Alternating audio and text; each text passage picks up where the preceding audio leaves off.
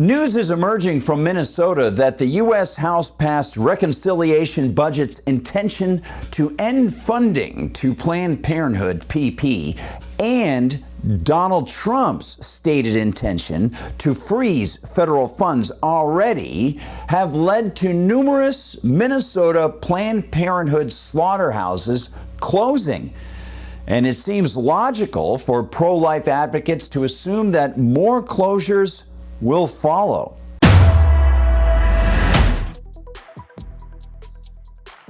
Hi everyone, I'm Gardner Goldsmith for MRC-TV, and here's the story. Tori Van Oot reports for Axios, quote, Planned Parenthood North Central States said Friday that it plans to close over a third of its health centers across Minnesota and Iowa and lay off dozens of staff members in light of looming federal funding cuts and other budget constraints. End quote. And Thomas Stevenson writes for the Post-Millennial that the recent House passage of the reconciliation budget, now being hashed out in the Senate, of course, is not the only factor behind the closures. Quote, around a third of the organization's staff in the region are set to be laid off, and the leaders of the regional chapters said that the decision was based on the Trump administration's decision to freeze $2.8 million in federal funds that contributed to the organization.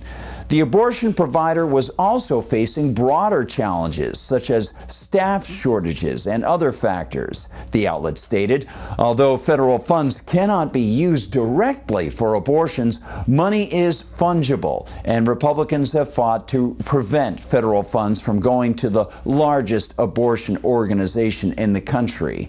Around 30% of its patients also use Medicaid, and Republicans are looking to prohibit Medicaid funds from going to the abortion provider, according to PBS. End quote. Stevenson also notes that 66 staff members are going to be laid off, while 37 have received offers of reassignment elsewhere. The sheer number of abortion mill clients per year and the number of clinics in Minnesota and 4 other states in the region is quite staggering.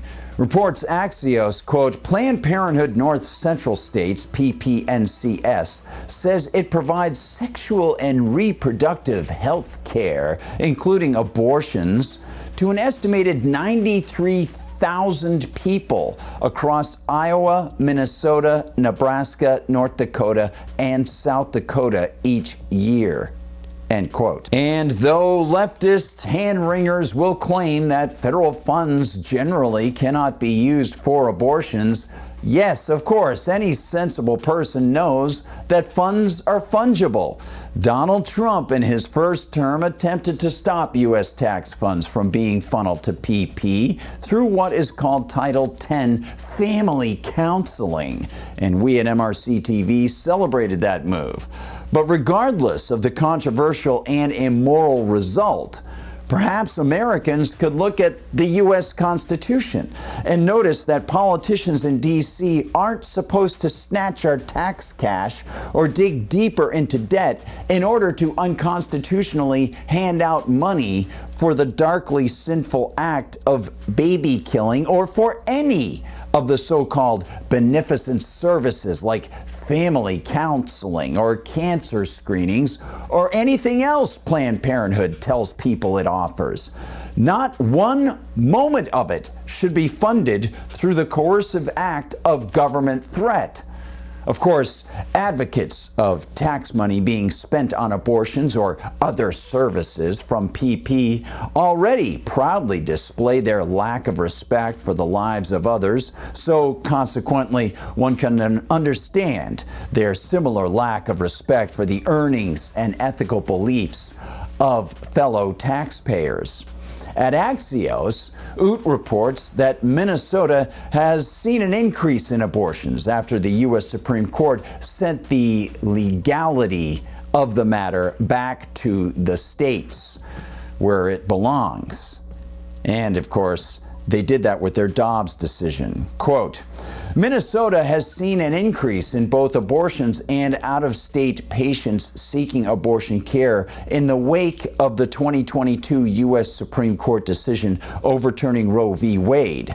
Abortions in Iowa, meanwhile, dropped 60% in the first 6 months after the state began enforcing one of the nation's strictest bans. End quote. So logically, wouldn't it be a good thing in the least to decentralize the funding of abortion, thus allowing people in Iowa to stop subsidizing Planned Parenthood mills in a nearby state? And could we apply that principle to individuals then and let each of us be free rather than being shackled by government to others? Oot notes, quote, Planned Parenthood said its 15 remaining health centers across the chapter's region, including about a dozen in Minnesota and Iowa, will remain open.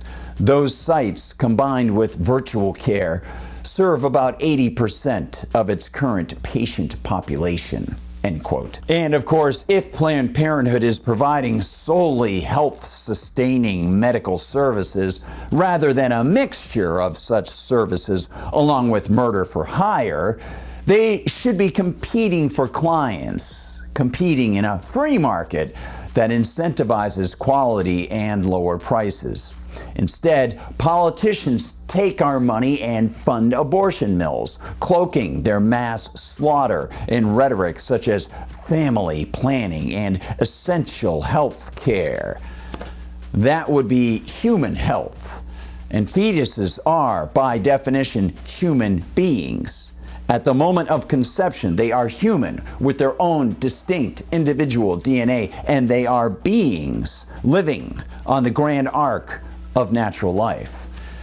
The interference by another person into such a life is immoral, and if a state has statutes punishing such attacks on humans outside the womb, the U.S. Constitution's 14th Amendment requires that the states protect all people equally.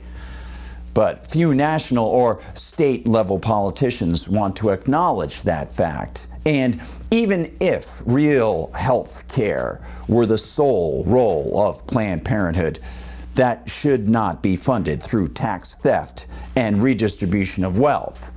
Donald Trump's stated intent to freeze allocated funding and the current budget goal of removing abortion funds from Medicaid are worthwhile.